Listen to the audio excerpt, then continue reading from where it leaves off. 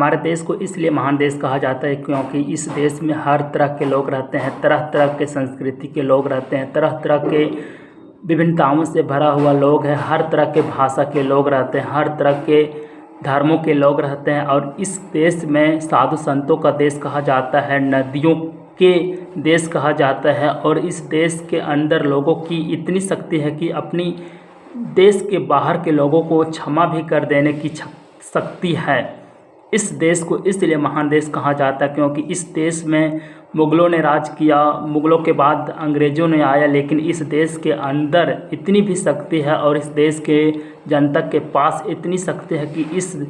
गुलामी में भी आज़ादी के लिए और इस देश के